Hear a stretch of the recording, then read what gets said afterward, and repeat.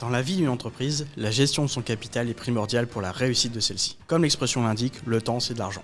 C'est pour cela que notre sujet du jour sera autour de cette thématique. L'argent, naviguant dans le web, dans ses méandres et sa gloire. Uptalk, chaque semaine, une nouvelle histoire. Bienvenue dans ce nouvel Uptalk. Aujourd'hui, nous parlerons de comment choisir son budget à allouer sur les régies publicitaires. Avant d'aller plus loin, il est important pour moi de vous dire que cette vidéo me tient à cœur car il est temps de dire les choses telles qu'elles sont. Il n'est pas nécessaire de mettre 100 € quotidiennement pour être rentable sur une régie publicitaire. C'est un prétexte utilisé pour vous inciter à dépenser plus ou pour sélectionner une clientèle. Je vous ai déjà parlé lors de ma précédente vidéo de comment choisir une régie publicitaire et également des contraintes budgétaires pour certaines. Si vous ne l'avez pas vue, je vous recommande d'aller la checker car cette vidéo-là la complète. En tant qu'annonceur, vous devez être réfléchi sur vos dépenses publicitaires. Or, vous entendez tout et son contraire quand il s'agit de sélectionner une enveloppe budgétaire lors de vos investissements sur une régie. Cette confusion est à cause de ceux qui veulent vous faire dépenser plus, mais également car chaque business est différent. Vous pouvez vendre les mêmes produits et ne pas avoir les mêmes résultats. C'est à s'y perdre, je vous le concède. Cette vidéo répondra à la question de devez-vous investir 100 €, 1000 €, 10 000 €, 100 000 € pour développer votre rentabilité? Avant d'investir le moindre euro, je vous conseille de ne pas engager d'argent si cela met en péril votre société ou s'il s'agit de votre dernier espoir pour rentabiliser votre business. Certes, les investissements publicitaires doivent faire partie d'une stratégie mûrement réfléchie, mais je comparerais les premiers investissements comme une partie de poker. Il est impossible de savoir à l'avance si vos investissements seront rentables. Par contre, il est possible d'analyser des tendances et de se mettre dans les meilleures conditions pour réussir.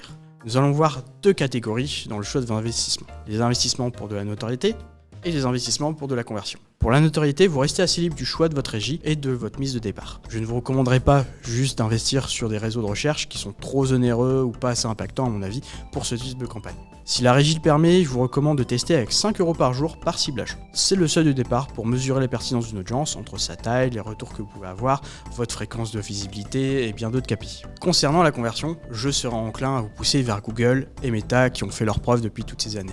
Si vous partez sur une stratégie en entonnoir avec une partie engagement et une partie conversion, je vous recommande un budget de 20 € par jour réparti de la manière suivante. 15 € en notoriété avec 3 cibles, de ce fait 5 € par cible, et 5 € en conversion. Si vous voulez tester directement sur de la conversion uniquement, alors utilisez des campagnes sur le réseau de recherche en utilisant un budget de 20 € par jour également.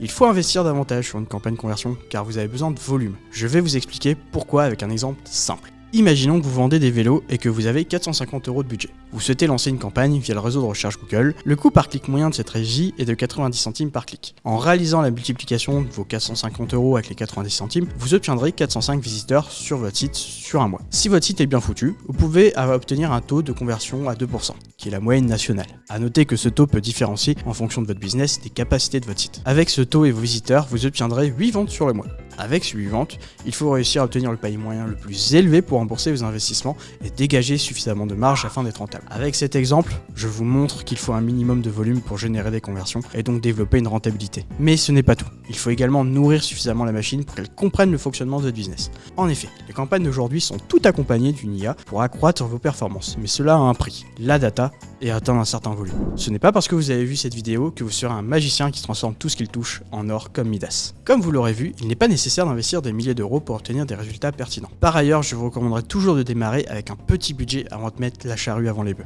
Je vous recommande de réaliser un test sur au moins 6 mois si vous en avez la capacité, car cela permettra d'être certain des capacités de vos campagnes, mais également de votre site. Si vous souhaitez miser sur une seule campagne en one shot, comme par exemple pour Noël ou pour les soldes, vous prendrez de gros risques. J'aime dire à mes clients que je ne peux pas me porter garant dans ce genre de situation car il s'agit d'un all-in et il faut juste prier pour que cela fonctionne. Avec de la data et en investissant intelligemment, il est possible de réaliser ce type d'action en supplément de campagne fil rouge, tout en ayant le plus grand chance de réussite. Un grand merci d'avoir suivi cette vidéo, j'espère qu'elle vous a plu. Je vous invite à la liker et également à me dire en commentaire ce que vous en avez pensé. N'hésitez pas également à me suivre pour ne pas manquer les prochaines vidéos. Je vous dis à la semaine prochaine.